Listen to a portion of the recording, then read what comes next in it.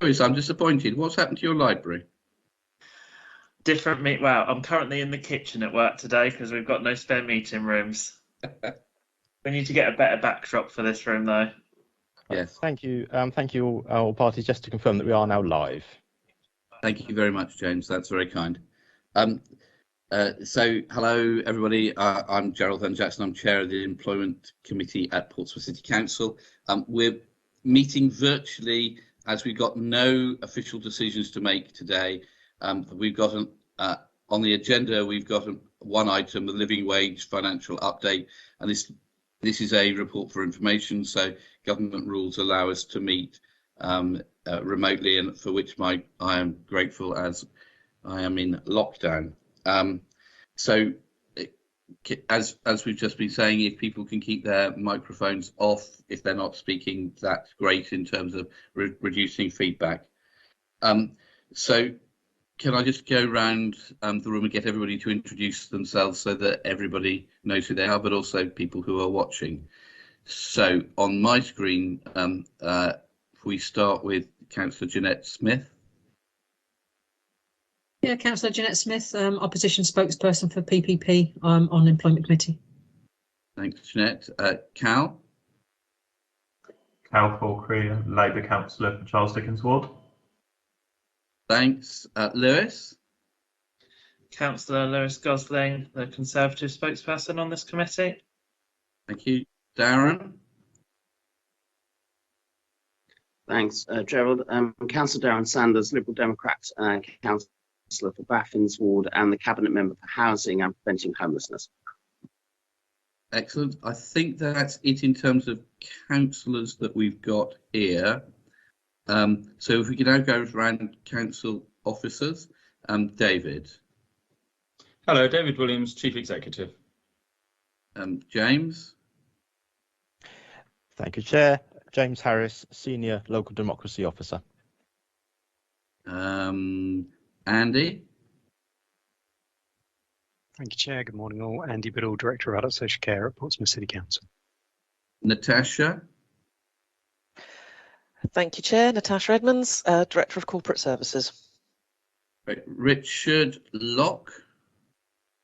Thank you, Chair. Richard Locke, Procurement Manager for the Council.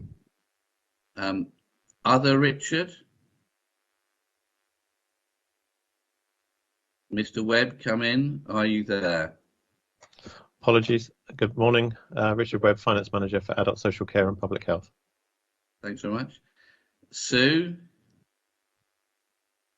Sue Page, Finance Manager for Central Services. Thank you very much indeed. Now, is there anybody else who I've not asked to introduce? Is there anybody else? Natasha, sorry. You covered me. Oh, did I? Oh, thank heavens for that. I feel marginally less guilty, at least on that bit. Is there anybody? So I think that's probably it. So thanks very much indeed. I think that means Simon Bosher has apologised for this meeting and is not with us, but we need to record that. So thanks very much indeed for that. Colleagues, does anybody have any declarations of interest that they think need to be declared? Jill, yeah, I have one. I'm a full-time official of Unison Hampshire, and I might have to sort of leave the meeting, but it's not a decision-making meeting, so I think it should be okay. I think you're completely right. Cal? Thank you, Chair. Yeah, I'm also a member of and work for Unison, which has members in low pay positions that could be impacted by this report. Following previous discussions I've had with the City Solicitor, my understanding is that interest is general enough so as not to form a prejudicial interest, and therefore will continue to participate in the meeting. Good, excellent. Okay, thanks then, folks. I think then we've got the living wage update. Natasha, are you going to walk us through this? Yeah, Thank you, Chair. So I will ask some colleagues to come in, but essentially the report was requested by the Employment Committee at its previous meeting in November to provide a more detailed financial appraisal of the impact of moving to the real living wage, which was announced to be increasing to £9.90 from April. So the report before you sets out the financial implications of moving to real living wage and where in the organisation that impact will be felt across the board, but that will be predominantly in adult social care. If I can hand over to Sue to take us through the methodology, and then if I could ask Richard Webb after that to take you through the areas where there's the biggest impact in terms of adult social care. Sue. Thank you. So in this model, what we've done is we've looked at the PCC's contract history and procurement information from a range of supplier surveys, focus groups with suppliers and commissioning officers. And we've categorised the various contracts into types of supply to identify those where the impact of moving to the real living wage is the highest, i.e. those with the lowest paid staff. Then the increase to the real living wage of 40 pence per hour has been applied to the staffing element of those contracts and the costing information used to identify where that impacts. We've then looked at phasing based on known contract renewal dates. So that's the basic principles that we've used. Thank you. Thanks, Sue. So, hi. So I'll now just take you. Now we'll take you a bit more through the work done on adult social care, and specifically, you asked for a bit of a presentation on the methodologies and assumptions that we've taken to support the cost estimate. So I'll just share my screen with you, so I can take you through a few short slides.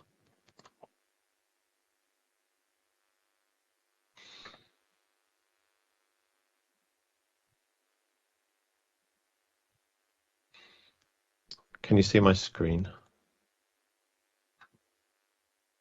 Yeah. Okay. Although, Richard, it's pretty small, and for those of us who are elderly and therefore of poorer sight, if it's going to be, that's better. Thank you. Okay. I can't see you now, so if there's any questions, if you could let me know. So as I say, so the purpose of this presentation is to provide you with an overview of the principles and methodologies that we've applied by adult social care when it considers its annual uplift for providers, and specifically how the cost estimates quoted in section 6 of the report were derived. So through the next few slides, I will begin by explaining the legal framework in which the work is undertaken, and then go on to look at the calculation methodologies applied in arriving at the cost estimates quoted. So firstly, the Care Act sets out the legal requirement on local authorities to promote the efficient and effective operation of the care market in its area. Previous legal judgments have also clarified the need for local authorities to consider the current and future costs faced by providers when setting fees. Alongside this, there is also the legal requirement on the Council to set a balanced budget and for directors to prepare budget estimates in line with the financial limits set by the Council. The Care Act statutory guidance, and specifically section 4.31, goes further and states that local authorities should also have regard to the guidance on minimum fee levels. And the UK HCA model is referred to as a tool that may be helpful in this regard. And I'll come on to that in the next few slides. So in summary, this slide shows the steps that we take in considering provider uplifts each year. We identify and consider changes to relevant inflationary indices and the models, such as the UK HCA and now Home Care Association model I've just referred to. We then use this to calculate the potential impact on fees to providers, and then based on this, quantify the funding requirement to implement those changes as part of the budget setting process. We have a number of care categories which are listed on the left-hand side that we need to consider when going through this exercise each year. And for domiciliary care, we use as I mentioned before, the UK HCA minimum price for home care model. with locally agreed variations. And for residential nursing sectors, we look at the weighted average composite inflation rate. Now, go on to look at those two models in a bit more detail. So in calculating its standard domiciliary care rate, PCC uses, as I said before, the UK HCA, now Home Care Association pricing model, and that's shown, the structure of it is shown on the left-hand side of the screen. And there are, as I've indicated, some local variations to the national model that we apply to reflect local circumstances. The standard hourly rate for care is built up from the national living wage rate, and other business costs are then applied to calculate the total price for care. We are in the process of currently reviewing the latest publication, which is version 9 of the report for 22-23, which reflects the increase in national living wage and the health and care levy for 22-23.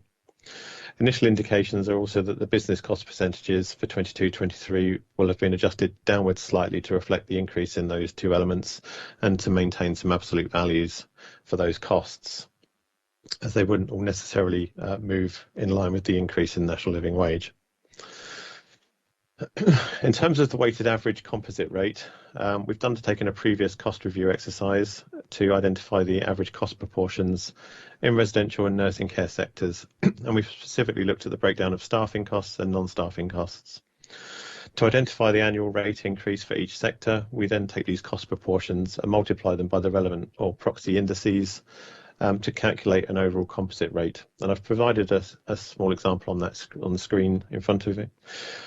So in terms of the cost base, for example, in this example, staffing costs at national living wage account for 45.7% of those cost proportions. If we then apply the relevant indices, and we've assumed a 5% increase in this example, of the total composite rate of 3.26 that would be applied for the provider uplift, the increase in the relation to costs of staff at national living wage would equate to 2.29% of that increase. So in terms of looking ahead to 22-23, we're still in the process of working through finalising our provider rates and budgets for 22-23. The current estimated impact of the national living wage and the health and social care levy would place an additional cost burden, as highlighted in the report in section 6, for around £3 million annually on the council. But if the foundation living wage or real living wage was also applied from April 22, then a further 1.6 million would be required. I'm going to stop sharing my screen so I can see again. I hope that gives you a summary of how we've arrived at those cost estimates and the things that we've needed to consider in coming to that point. Richard, thank you very much for that. That's very kind of you. Colleagues, any questions for Richard or Sue or Natasha? I thought it was a very helpful update that gives us some more information. So thank you very much indeed for that. Cal. Thank you, Chair. Yeah, I've got a few questions. Yeah. Could I start by asking our understanding of how many contractors currently pay the real living wage to their staff? Or what percentage?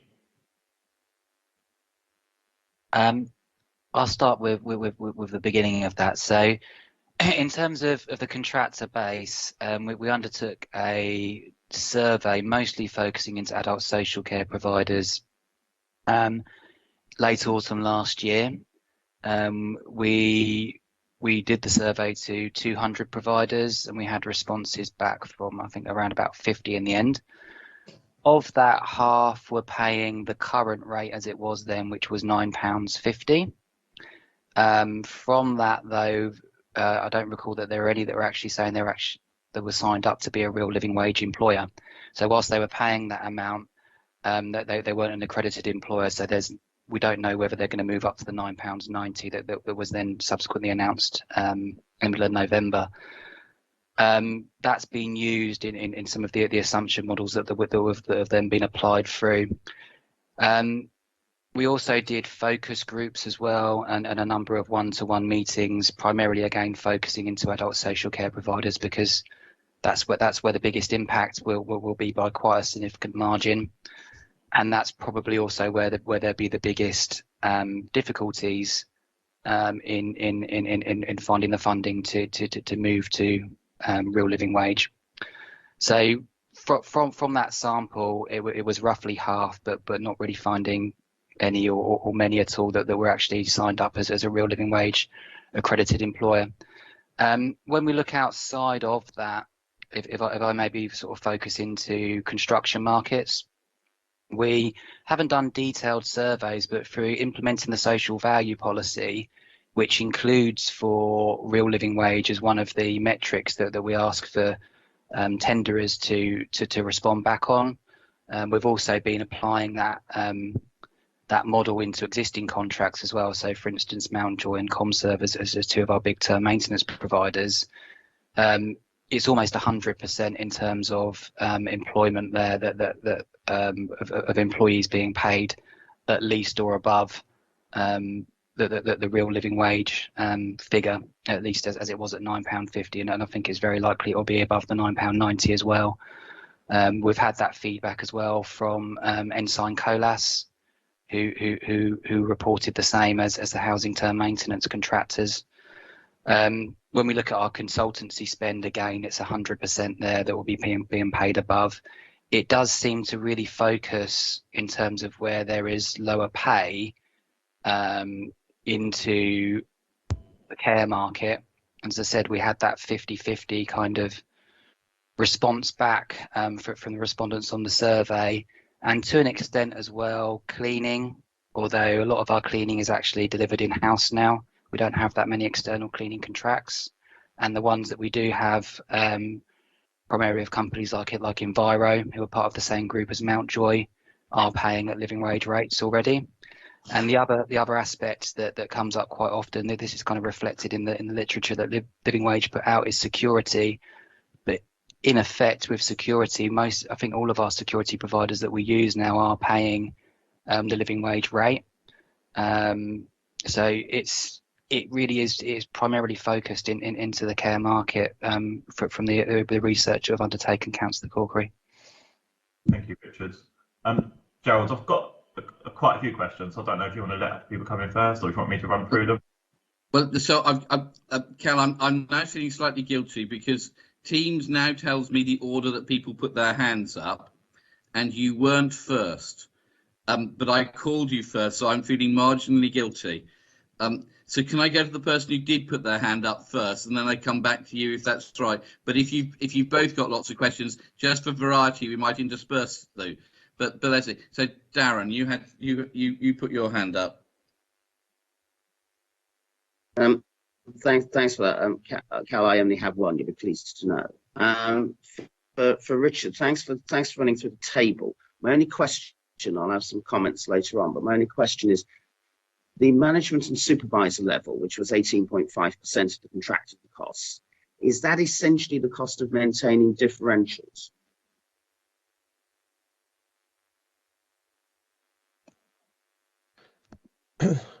Hi, that 18.2% reflects the cost to providers of maintaining and delivering and operating the services. So the first part of the model will address the direct care provision. That 18.2% would need to reflect the costs of the management structure, the resources required to schedule the care packages that are in the back office, the admin, and all of the other support functions. But in the way that the formula is calculated, if there's an uplift in the underlying national living wage rate, then the whole model reflects and would adjust accordingly throughout the percentages that are applied on that figure to maintain the level of differentials. So Darren, the reading I have of it. So the answer, so Richard, thank you for that. You go first, Darren. No, you go first, Gerald.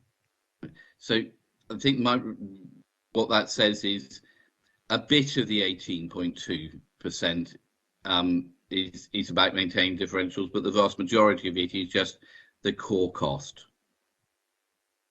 Richard, is that right? Correct. Yes, yes. So saying we want to not pay for differentials means we can't cut out all of that, but we might be able to cut out a little bit of it. Yeah, and I think that leads, sorry, Cal, I think this is my next question, which is that if we were to do this and we were to follow the approach of the local government employers, which is to reduce differential in the management's pay offer. Would that actually affect people coming into the care sector? We know we've got problems with care packages being handed back. Will that lead to a problem with people like supervisors coming into the care sector as well?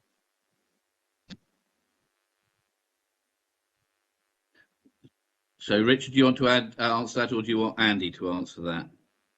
I'm happy to defer to Andy. Thank you, Richard. Thank you, Chair. We believe it would, Councillor. We've seen a survey completed at the end of last year, which was an adult social care workforce survey, which had a response rate of, I think it was around about 36, high 30s%, so it's reasonably representative.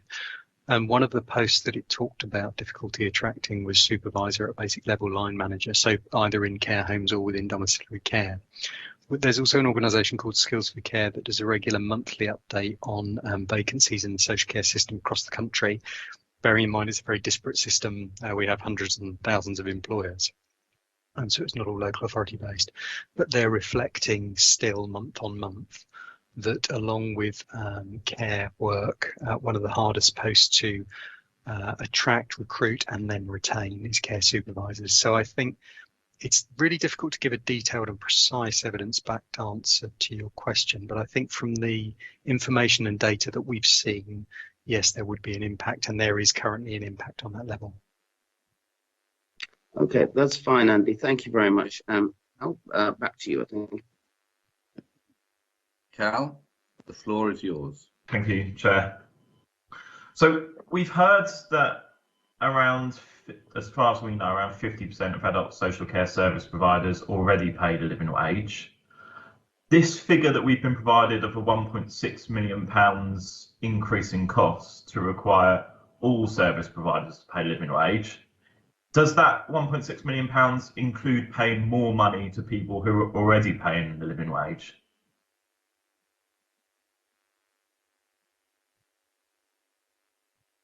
I think, Richard, this is a question for you. So the modelling work we've undertaken, I don't have the information on which providers returned, and I'll defer to Richard Locke, who undertook the survey on that.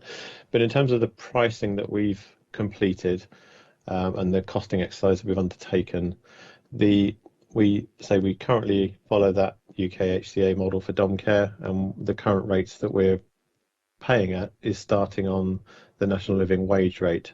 So if providers are paying a higher level of pay than that model is indicating for the core direct delivery of staff, then they will need to be funding it from a reduction in funding of costs elsewhere.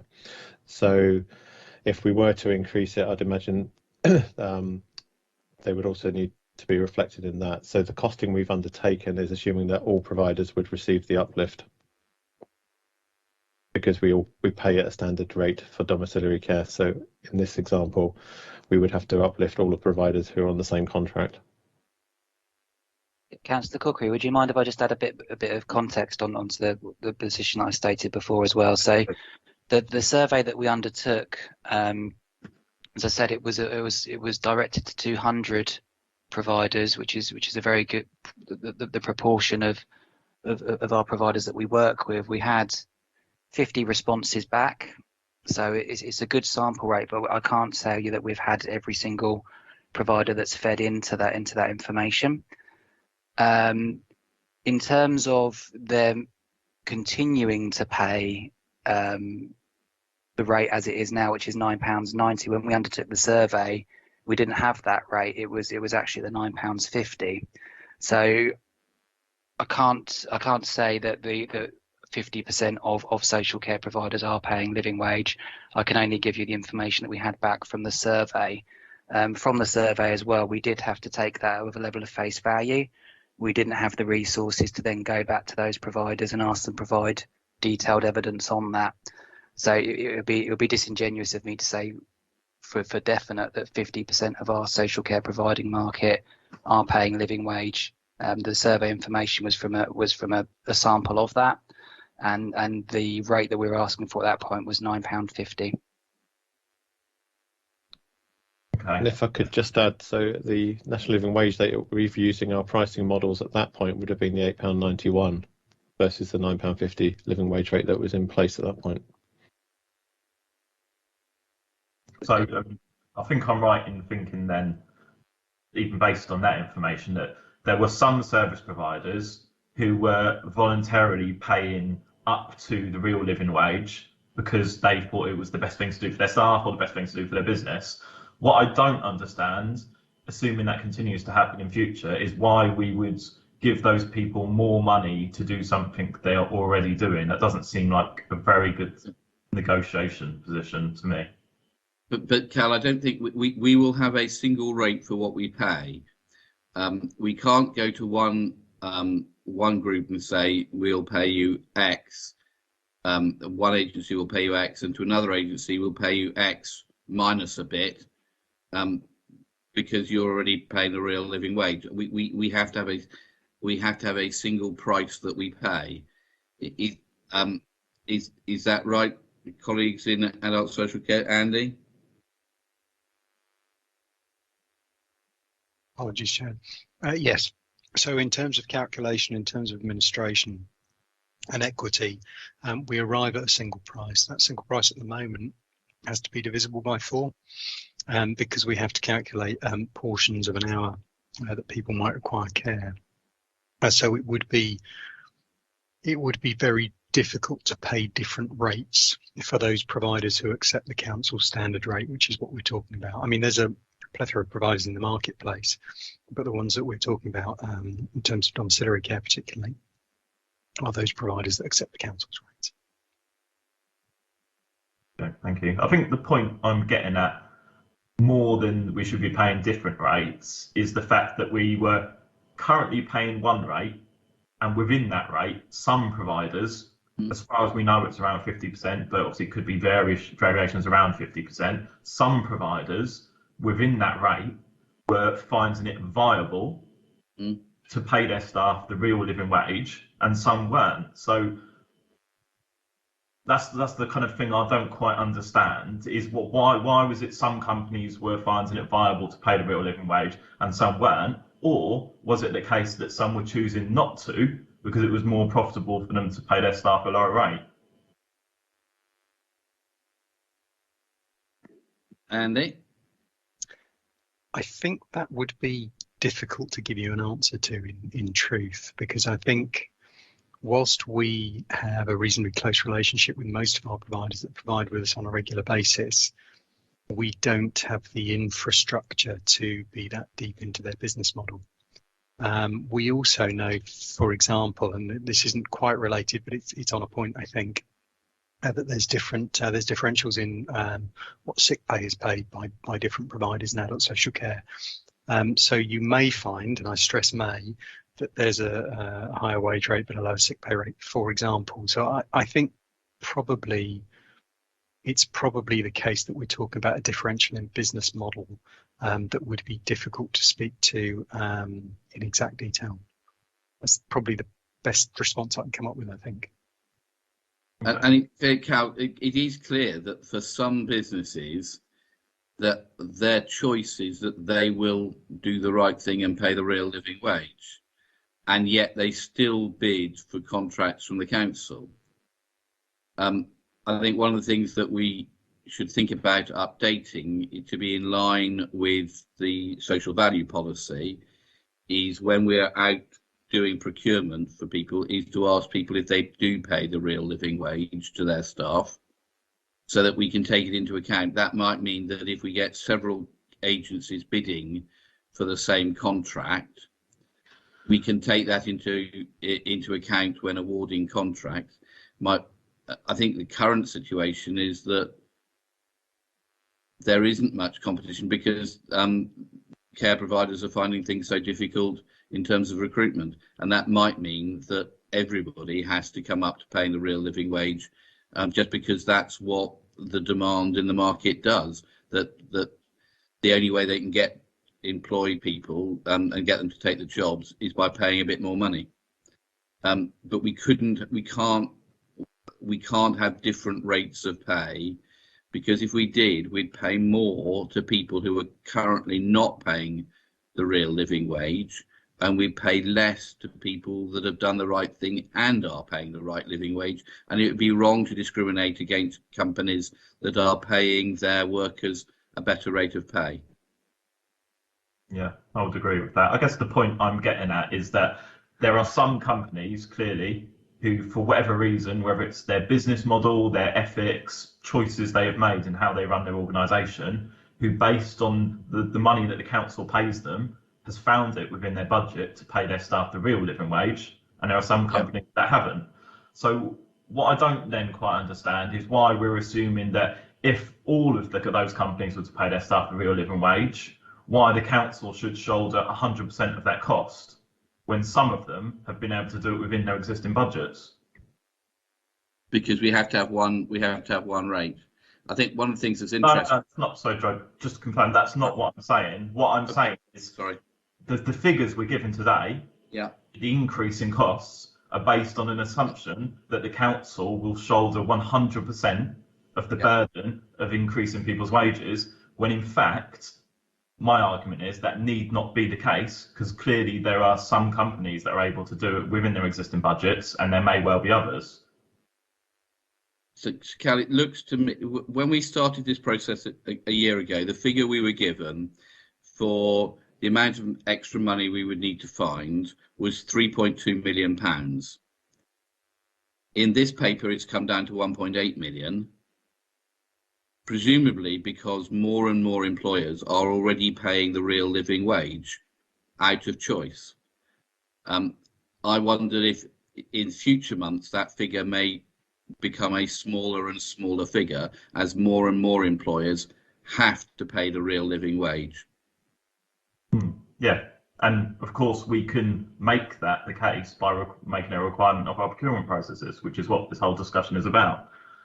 I've got a few other questions. I'm happy for anyone else to jump in if there are any, but if not, I will continue. Keep on going, Cal. Okay, go on. I'll let Jeanette go in because I've asked if you're already, and then I'll come back in. Okay, Jeanette.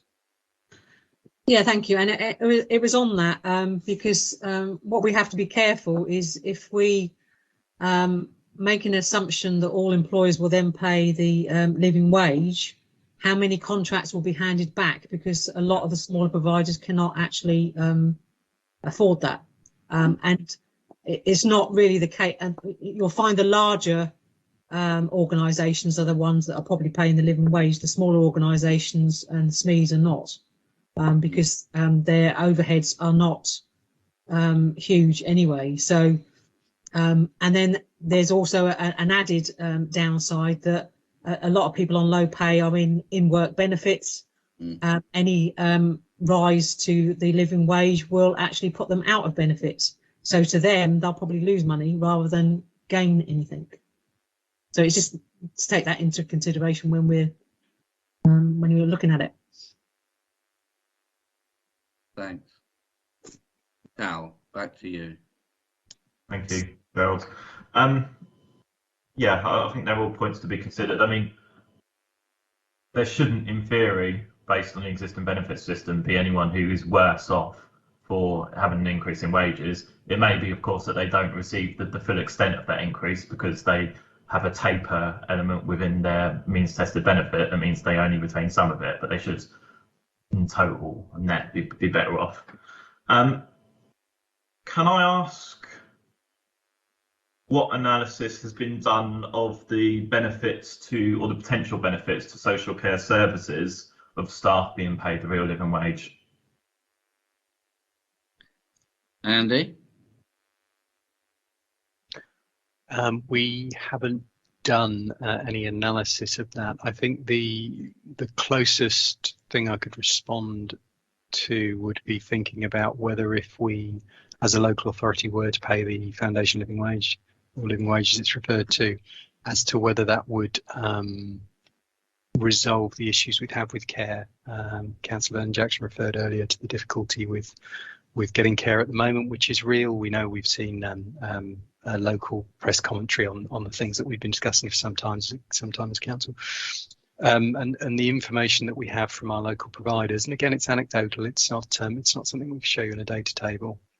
is that pay, whilst it's probably the most important thing, is not the only thing that is a cause of some of the shortages of labour that we're finding in the care sector at the moment, particularly in domiciliary care. Another thing that we don't have is a career structure for people that work in care. We do have that for people that work in the NHS in very similar positions.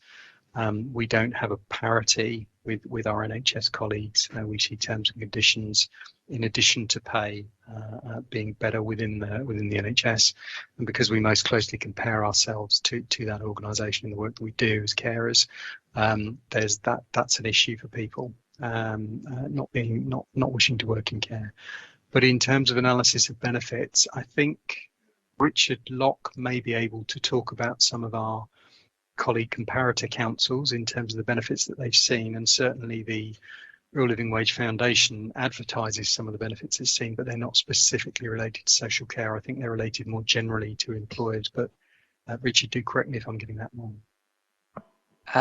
Yeah, happy to come in on that point, Andy. From the survey and from the consultation, we did at the front end ask around the positive benefits. It might seem, Councillor Corkery, that the report is quite negative, but we did ask explicitly at the front end what the positive benefits are.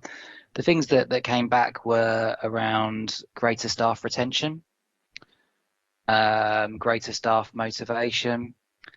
The other aspect was around potentially, and they couldn't put exact figures onto this, if they're able to if it aids recruitment, potentially reducing some level of cost with not having to go through agencies.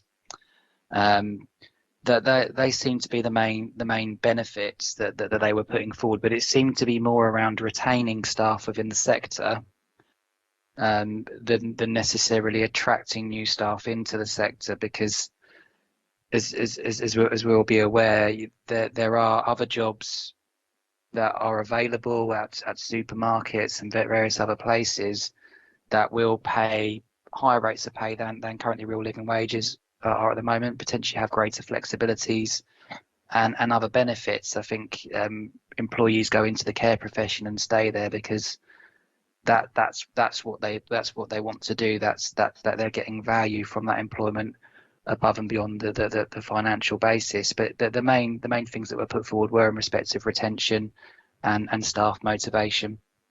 When we spoke to other councils, they felt that they were getting better levels of maybe sort of staff retention and motivation, but it was very difficult for them to quantify that. We weren't getting many reports in terms of necessarily attracting lots more people into the sector, though, necessarily. But we were getting reports of positive impacts. But again, it was quite difficult for them to really quantify that for us. Thanks. Can I also ask what analysis, if any, has been done of the benefits to staff working within those services of them being paid the real living wage?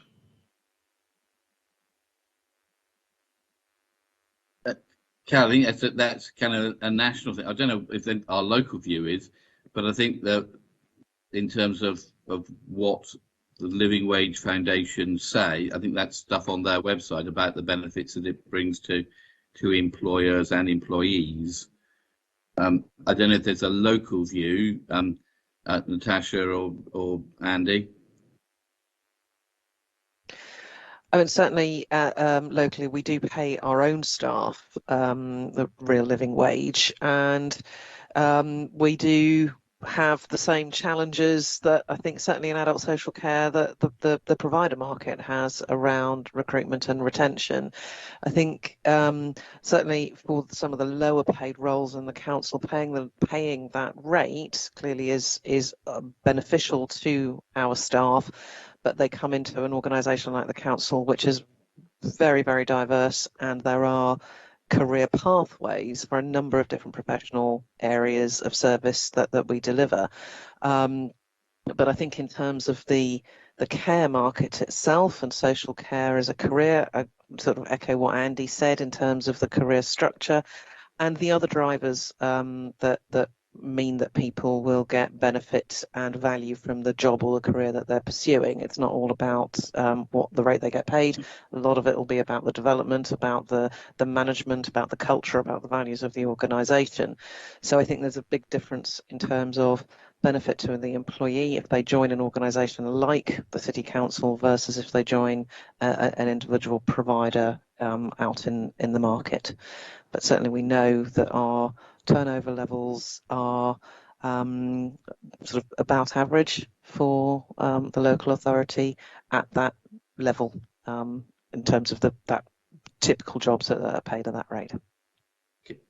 Cal, I talked to the leader of Cornwall Council, who had introduced the real living wage for all contractors as well. Now, inevitably, Cornwall is a different place to us, very rural, etc. But the feedback I had from him was that it had meant that people stayed working in the care sector throughout the year, and they didn't go and drop that to go and do seasonal jobs in the summer in tourism. And that stability of people working within the care sector was something that they valued and they thought was a positive outcome. They had to find an additional 10 million quid to make it happen as a one-off hit, but he was pleased with having done so. He then lost control of the council, but that's a different kettle of onions. Okay, thank you.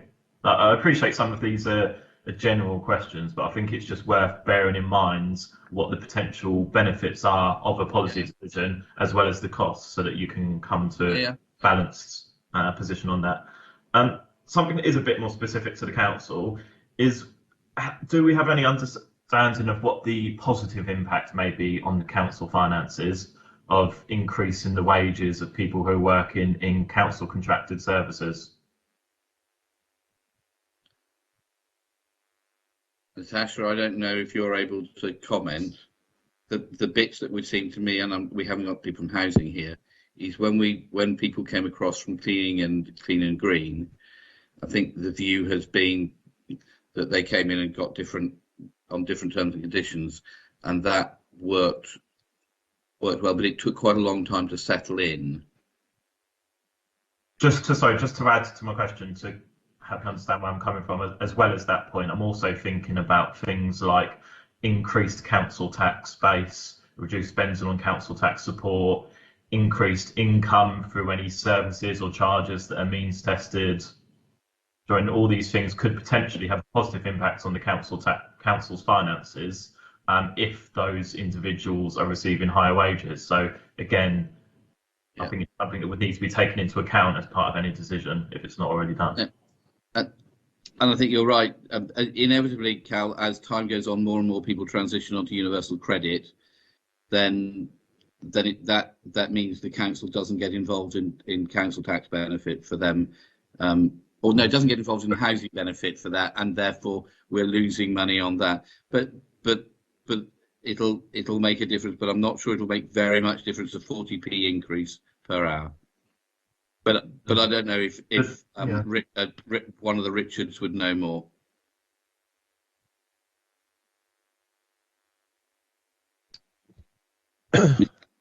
I'm not aware that specific review has been undertaken. I think that would be a further piece of work that would be required, unless Richard Locke can advise otherwise. But I'm not aware of that specific question being addressed, Councillor Corkery. It's not a question that was addressed in the work that I undertook, Councillor Corkery. Okay, thank you. I think it is something that is worth looking at, because we're talking about hundreds, if not at least 1,000 or more people who potentially would have an increase in their wages, and because of their low level of income are likely to be on council tax support, and the taper for council tax support is quite steep, so they're likely to then pay more to the council. So it's worth looking if some of that would be offset, and some of the costs might be offset by increased revenues. Can I just ask about the UK HCA, I think it's the UK Home Care Association rates. I think my understanding is they set a recommended minimum rate for local authorities. Can I ask what that currently is, and what the rate the council currently pays is in comparison? Mr. Webb, that is you. It is. I've got their report for 22-23 in front of me, but I can say that the current rate we're paying, the base rate was 17.76. We did pay an additional 20 pence per hour in relation to support for personal protective equipment, which was in their model, but we paid it separately this year. So it's 17.96 effectively that we're paying, but the base rate is 17.76. We have just uplifted that slightly from the beginning of January. We did an uplift of just under 5% in advance of doing a full uplift for April 23. I haven't got the UK HCA rate in front of me for last year, but I know that we're below it. Okay. I thought, Richard, it was on your the screenshot you did. No, it wasn't. No, there was no numbers in that. I can have a quick look in a second, but and come back to you on that. But I don't have it in front of me. But I can tell you that we are slightly below it for the local adjustments that we've made, such as a slightly less contact time per hour than less travel time per contact hour.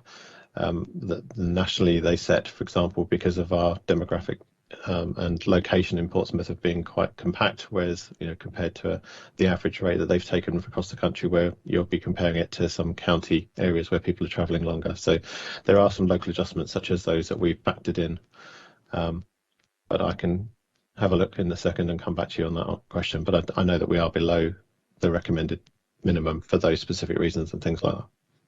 Okay, thank you. And have we always paid less than that recommended rate, or is this something that's changed in recent years? I think we've been below it for similar reasons for previous years. Okay.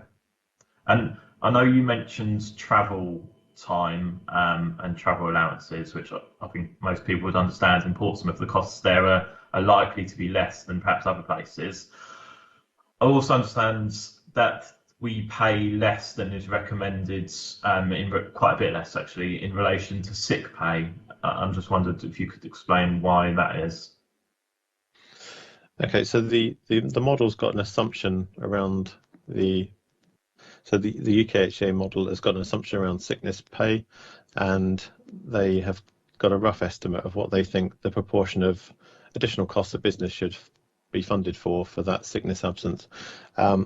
We have got a slightly lower assumption on that, and it's something we'll be looking at again this year, particularly in relation to the recent announcements around the changes to social care funding reform and the work required by central government in relation to the fair cost of care calculations. So there'll be further review of that this financial year. We pay slightly less. We've done some local modelling, and we've because of the feedback that we have seen, not all providers necessarily, but some of the ones we've seen are paying the statutory minimum for sickness pay. So we've taken a slightly lower assumptions around that than the national model. So, Richard, this was one of the things that came out of this, no, and it was interesting to see. If we took the view that all care providers who we work with should provide sick pay for their employees, particularly their care employees who we're paying for, and therefore we uprated the model to reflect that. Have we done a calculation about how much that would increase the council's costs by? Because I think in terms of providing sick pay, that would be something we should seriously look at, because I think having people who are not well continuing to work with people who are vulnerable in their own homes is not a good model to be working on. The additional increase, I've calculated on as an absolute value, it'd be an additional 27 pence if we took the current model assumptions. So it'd be 27 pence extra per care hour that we pay. So how much is that as a total in roughly? How many care hours do we purchase, Richard? I think we're currently about 14,000 per week, but I'd need to go and double check that number. Okay. So I think it would be another 2% we'd need to increase the rate by. Okay, that's right. Cal, sorry. No, it's fine. Clearly this is kind of linked, I guess, to the wages people receive, because sick pay is the wages that people receive when they're unable to go into work. And actually, just last week, I was speaking to a constituent who was sick with COVID, was unable to go on sick because they would only get statutory sick pay. They couldn't afford to take that big hit for their wages, so they decided to use their annual leave entitlement in order to stay at home and do the right thing, which clearly, when people are working in essentially contracted out council services, is not the right thing to be happening. And also just reflection on the answer we got there, it seems to me there's a bit of a vicious cycle, i.e. the council knows that some providers don't pay sick pay and has therefore used that as a reason to pay them less for the sick pay allowance, which seems to be the wrong way round. We should, of course, be doing it, saying people, we will pay you enough to pay your workforce proper sick pay, and then ensuring that they do so. But yeah, hopefully that can be reviewed and looked at as we go forward in relation to the living wage as well. I think I'd be glad to know I've got the last question, and then I'll make some comments after that, if that's okay. I know that's recently been announced, I'm not sure how recent it is, last couple of months, I think. The government has announced new funding for the Workforce Recruitment and Retention Funds. And I know that, for example, Somerset Council has said that they're going to use this money to ensure that everyone that's working in their contracted out home care services is paid at least £10.50 an hour. And I just wondered how we're choosing to use that money in Portsmouth. Andy? Thank you. You're absolutely right, Councillor. We've seen 2 rounds announced to the Recruitment and Retention Fund. The first announced in the middle of November and the second announced, I think, the middle of December, both of different amounts. The first one we've allocated to bringing forward a rate rise in domiciliary care. So that would have been from the 1st of January, the 1st this month, up until the 31st of March. That wasn't a rise to take account of the financial year 22-23. That was in acknowledgement of the difficulties that we're having. So we put that round one toward that. We also, at the same time, made a payment to our colleagues who work in care homes. Whilst we're acknowledging that the ability to recruit into care homes isn't quite as acute as the inability rather to recruit into domiciliary care, we still felt there should be an acknowledgement, and that workforce recruitment and retention grant should be used. So we've increased wages essentially, or paid additional payments based on the R&R round one. I think Richard probably wants to come in to give a bit more detail. So it was just to respond on the question. It was £21.43 is the current UKHC minimum price for home care. It's worth reflecting. We also have round 2 of that fund, and at the moment we're in discussion with our providers and looking at our own costs, because we had to make some inroads into the fund over the New Year period to maintain essential safe staffing in one of our own units.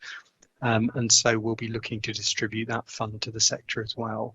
As we have done with most of the government funding we've seen throughout the pandemic, to be honest, we've had discussions. We've had a lot more conditions imposed that we've had to monitor. We've had a greater administrative burden, but we've tended to passport most of that money directly into the sector and ask them to use their knowledge and expertise to tell us how they think it should be spent.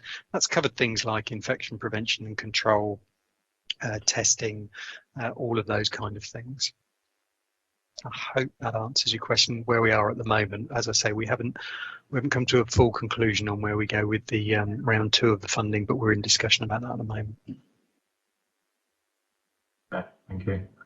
Thank you for bearing with me with the questions. I know I've had the discussion a little bit, but this is something that I personally and politically feel kind of particularly strongly about, and I think it's one of the most important policy decisions facing the local authorities. I think it is worth us spending a little bit of time just to get to grips with the detail and understand exactly what's going on and what the choices are that face us. I've just got a couple of comments, kind of, I guess, in conclusion, if that's okay. I think when we're talking about the living wage, I think it's really important, as I've tried to emphasise through the questions, that we, as well as looking at the costs, and there may well be costs that the local authority has to face, I think it is important that in order to come to a balanced and measured decision, that we also look at the benefits. It seems to me that there's clear potential benefits to be had to services in terms of having a workforce that feels that they're being paid properly for the role, and hopefully that can try and address some of those retention and recruitment issues. Similarly to staff, the ability for people to put their food on the table, or increasingly it's going to be about heating their home over the winter. People clearly struggle to do that on the minimum wage, even if the Tories have tried to rename it the living wage. We all know it's the minimum wage, and it's not enough for most people to live on, particularly if they've got other costs in their life, such as having to feed their children, etc. I also think one of the other things that we need to take into account is the benefits to the local economy of having a living wage. I mean, a lot of people that are on the lower end of the income spectrum, if they get an extra £1 or a couple of pounds in their pay packet, they're not putting it in the bank. They're going to spend it in the local shop or the local pub or the local hairdressers. It's all money that's recirculating, and there'll be a multiplier effect that will be good for Portsmouth across the board. Similarly, I think there's potential benefits to be had in regards to council finances, and I think it's worth us perhaps asking for a little bit of work to be done around there, just to understand, okay, if the figure we're having to raise is £1.8 million, maybe that can be offset by X amount for increased council tax revenue or reduced spending on council tax support, as well as various other charges and services that the council requires people to pay for. I think it's clear to me that some companies can afford to pay the living wage, and that's obvious because they've been doing so already. I would argue that there's probably quite a few others who can afford to but have chosen not to, and that's where I believe the council should be using its procurement powers to negotiate with those companies and ensure that they're doing everything they can to ensure that their workforce are paid a fair rate for the work that they're doing. I'm still not entirely convinced about the costs that we've been presented. I know they've come down a lot from the £3-point-something million figure to now nearer 1.8 or 1.9 million pounds. I still kind of unconvinced by those, because I don't think they properly take into account any benefits or positive impacts that there may be on finances. I also think that it's getting to the point where we need to do a proper appraisal of insourcing services. And for me, that would be a policy decision taken by the administration, that all services that are contracted out when they come up for review should be reviewed, and there should be a proper appraisal of insourcing. I know, Gerald, as leader, you have previously pledged that to be the case, but clearly it's not happening because it hasn't happened, for example, in domiciliary care. So that's something I believe that also needs to be rolled out, because I believe a lot of these services can be done much better, much more efficiently within the public sector, rather than having to contract out to these private companies. I think even if the costs are as suggested, if it is 1.8, 1.9 million pounds, then I still believe it should be done. And I think with the political will, it could be done. I think this administration has shown ability to find money for its political priorities. I mean, let's take, for example, the food waste recycling scheme. I'm not against that. I think it's a very good thing, but that was a political choice by this administration to prioritise it and take money from other budgets in order to reallocate it towards food waste recycling. Now, that was a choice they made. And if they also made a choice to do so for the living wage, then that is something that is within their gift. Yeah, just to emphasise, for me, this is a real priority. I think the benefits are clear to paying people a proper living wage. I think a lot of the people that are working within these services are doing some of the most important work within our city, let alone the most important work that the council is involved in. The work of looking after sick, vulnerable and elderly friends, relatives and neighbours that we all have. And they should be paid a proper living wage of at least £9.90 an hour, if not more. I think it's absolutely outrageous that they're struggling to get by, often having to rely on in-work benefits often having to go without the basics because they like doing a job which happens to be massively underpaid and undervalued. So I'd just like to thank everyone for bringing a report and for bearing with my questions. And I do hope that the administration and the council takes this report, notes it, and really prioritises finding the money that is necessary to ensure that everyone that's working in contracted out council services, but particularly those that are working in social care services, get a living wage and proper sick pay when they need it. Thanks, Cal. And as you know, the aspiration is to make sure that we do pay in the same way that we pay Portsmouth City Council staff the real living wage. We pay that to everybody who is a contractor. I think it's been an interesting thing to hear that how many of the contractors already do so, but there clearly is still room where we need to go further to try to make sure that we pay the real living wage to everybody who works on a contract for the City Council, because that clearly will help address people's levels of poverty. The issue is, how do we pay for it? We need to identify where that £1.8 million would come from. I'm pleased it's fallen from over 3 million last year down to 1.8 million, but looking at the budget this year, I can't identify where that funding could come from without there being large numbers of redundancies and services cut at the City Council. If people do have ideas of where that money could come from, we'd be overjoyed to hear it, because I think everybody wants to make sure that people are paid the real living wage for whether they work directly or indirectly for the council. But at the moment, we just cannot identify where that funding is going to come from.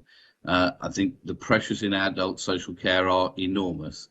One of the things that is happening, and may make things more difficult in this coming year, is that city councils and councils all across the country have successfully negotiated good deals within the private sector for being able to purchase care beds, and they've got those cheaper because they've been paid for by taxes than people who've just negotiated a single bed, which they're paying for themselves. Now that will change, and it's going to mean that the costs to the council will rise substantially for buying the same service, and that's going to put very big pressure on the council's adult social care budget. We've already got a pressure of 3 million in adult social care, and the government's promise of money into adult social care we know is not being met. So because the money is going to the NHS and none of it, or almost none of it, is coming to us in social care. So it's something we will work on, but we have to identify where the money is from. The worst thing we could do is to say that we're going to pay this without knowing where the money is going to come from, which would be highly irresponsible, and it would mean that we would have to cut the number of people who would be receiving home care at home to balance the books, and we just can't do that. So I welcome any ideas of where this money might come from, because I'm sure we all want to make sure that this happens. My hope that we can do it is that we can do this next year, but we will have to look at the financial situation. I've got Richard, Webb and Darren Sanders. Thank you, Chair. So it's just a quick clarification on the question you asked me earlier.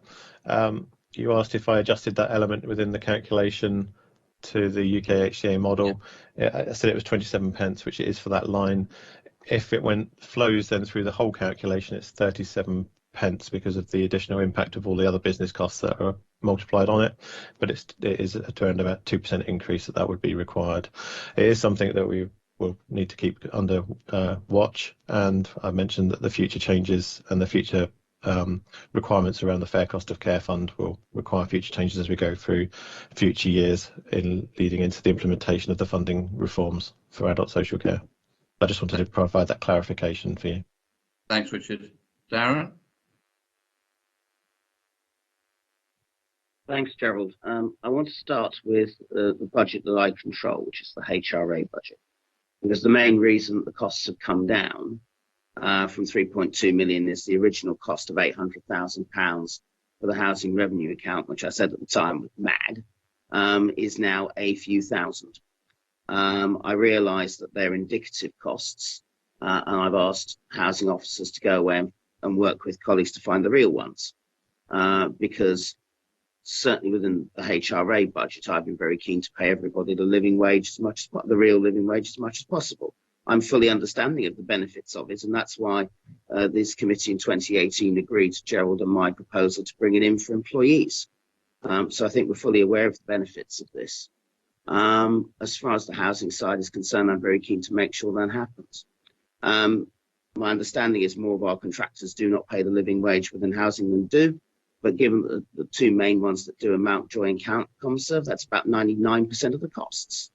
So to talk about numbers of contractors as opposed to percentage of spend, I think is a bit wrong, certainly in housing. But we know we can do it because we do not have the problems that exist within adult social care. And frankly, the more I heard council questions and the more I heard the answers to the questions, it seemed to me that the idea of bringing this in April, even if we wanted to, we simply didn't have enough of the detailed financial modelling on the overall costs and benefits to be able to do so. And some of that was put forward in our briefing on Tuesday. So I think there needs to be a lot more work needs to happen before we can do that. Like Gerald, I'd be very, very interested to find out if someone can find 1.8 million quid by the 15th of February. We'll see how it goes. At the moment, I can't see where it comes from. I can pledge that I will continue to try and do it within the HRA, which is the budget I control, but that's only a few £1,000s. But the issues around adult social care are significant, both locally and nationally, and I think they need to be resolved before we can press on with progressing with the real living wage. And like Gerald, I think that may have to be the next financial year. Okay, folks, that's all the speakers I've got who've indicated. So I think because this is just an information report, our job is just to note it and to thank people who've worked on it. Though it clearly has produced more questions, which I'm sure we'll get answers to as well. But is there anything else anybody wants to say before the close of the meeting? I don't want to cut anybody off if they're wanting to come in. No, okay, in which case, thank you very much, everybody, for your time today. Thank you for everybody for doing the work on this, much appreciated. And have a good rest of the day, ladies and gentlemen. Thank you. Thanks, Thank you, everyone. everybody. I shall just stop the live stream and I'll let you know once it's ceased. Thank you. That's very kind, James. Thank you very much indeed.